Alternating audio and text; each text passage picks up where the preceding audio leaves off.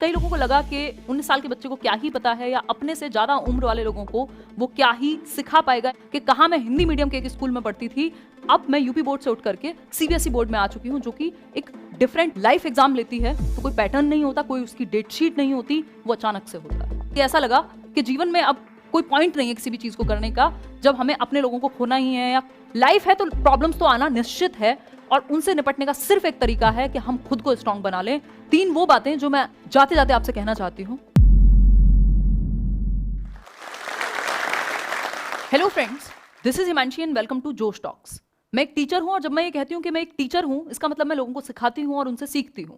सीखने सिखाने की कोई उम्र नहीं होती, लेकिन इस बात पर भी कई लोगों ने डाउट किया। मैंने शुरुआत की थी पढ़ाने की 19 साल की उम्र में, और कई लोगों को लगा कि 19 साल के बच्चे को क्या ही पता है या अपने से ज्यादा उम्र वाले लोगों को वो क्या ही सिखा पाएगा या इस प्रोफेशन के साथ जस्टिस नहीं कर पाएगा।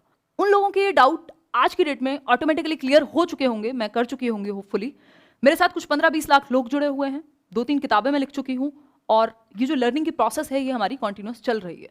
तो मैं आपको एक बात यहाँ कहना चाहूंगी कि जब भी लोग आप पर डाउट करें या कहें आपके सपने आपकी औकात से ज्यादा बड़े हैं, तो उस बात को, उनके उस पॉइंट को जवाब मुंह से ना दे करके कहीं उस चीज को नोट कर लीजिए अपने दिमाग में या पेपर पर, और जस्ट वर्क ऑन इट।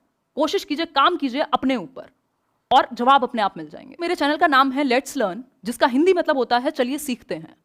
मेरा जो फोकस था वो इसी बात पे था कि मैं खुद सीखूं और लोगों को सिखाऊं, और ये सीखते सीखते जो प्रक्रिया है वो आज 15-20 लाख लोगों तक पहुंच चुकी है, और करोड़ों में लोग देख चुके हैं मेरे वीडियोस को। अगर मैं बात करूं तो सीखने की जब बात आती है तो एक छोटा सा एग्जाम्पल मुझे याद आता है महाभारत का। शायद आपने महाभारत की एक कथा सुनी होगी, जिसका एक किस्सा है कि अभिमन्यु ने कैसे चक्रव्यूह को भेदा।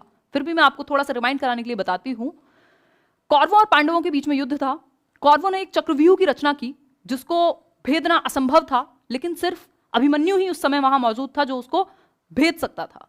अभिमन्यु जो सबसे छोटा था उम्र में, उसने उस चक्रव्यूह को भेदा। और ये जो शिक्षा थी उसे कब मिली थी? जब वो अपनी माँ के गर्भ में था, यानी पेट में था। माँ के गर्भ से, माँ के पेट से हम सीखना शुरू कर देते हैं। जीवन पर्यंत जब तक हम मरते हैं तब तक हम सीखते हैं। तो सीखना एक ऐसी प्रक्रिया है जो जन्म से भी पहले से शुरू हो जाती है और हमेशा चलती रहती है। इसीलिए शायद मुझे सीखने का इतना शौक है, लर्निंग मुझे फैसिनेट करती है, और इसीलिए मैंने इस प्रोफेशन को चुना। क्योंकि जब आप टीचर कहते हैं खुद को, तो इसका मतलब सिर्फ आपको सब कुछ आता है ये नहीं है। इसका मतलब है आप जीवन भर सीखने के लिए तैयार हैं। जिस सफर के बारे में मैं आपसे बात कर रही हूं, उस सफर की शुरुआत मेरे बचपन में उत्तर प्रदेश के एक छोटे डिस्ट्रिक्ट बुलंदशहर के एक छोटे गांव में हुई थी,